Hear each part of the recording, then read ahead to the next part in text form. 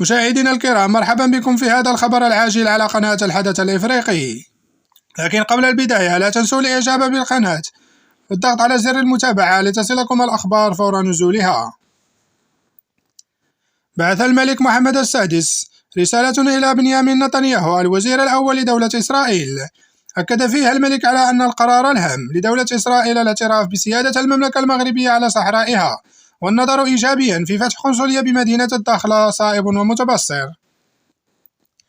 وقال الملك في هذه الرسالة: معالي الوزير الأول، يطيب لي أن أعرب لكم عن خالص شكري وعظيم تقديري على رسالتكم التي أبلغتموني من خلالها بقرار دولة إسرائيل الاعتراف بسيادة المملكة المغربية على صحرائها والنظر إيجابيا في فتح قنصلية لبلدكم في مدينة الداخلة، مؤكدا الملك أن هذا القرار لقي ترحيبا واسعا من لدن الشعب المغربي وقواه الحية.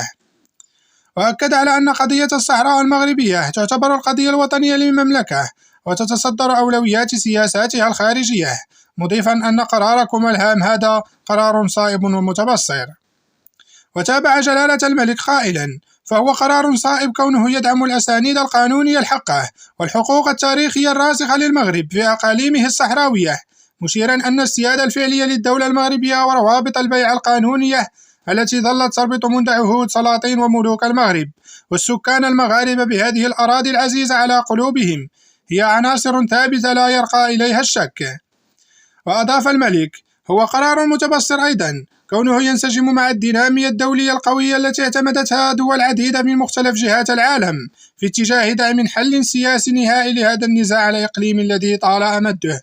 على أساس المبادرة المغربية القاضية بمنح الحكم الذاتي لمنطقة الصحراء في إطار سيادة المملكة ووحدتها الترابية. وذكر جلالة الملك في هذه الرسالة بأنه منذ دجنبر 2020 لم تفتأ العلاقات الثنائية بين المملكة المغربية ودولة إسرائيل توطيدا في جميع المجالات.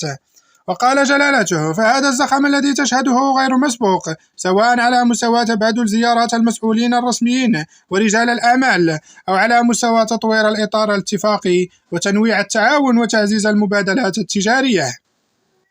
مشيرا إلى أنه مما يبعث على الارتياح أن للروابط الإنسانية العميقة القائمة بين بلدينا دورا حاسما في هذا الشأن، لا سيما من خلال الجالية اليهودية المغربية في إسرائيل.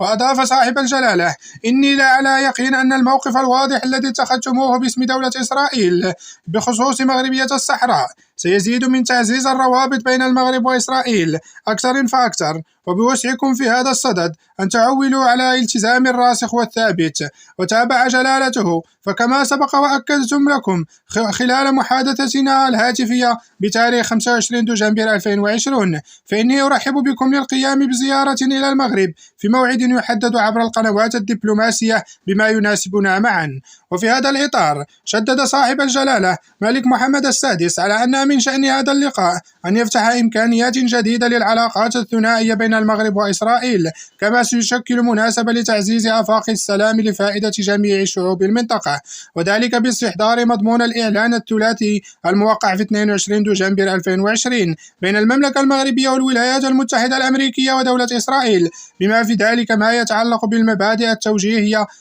التي يجب أن تحكم تسوية النزاع الإسرائيلي الفلسطيني.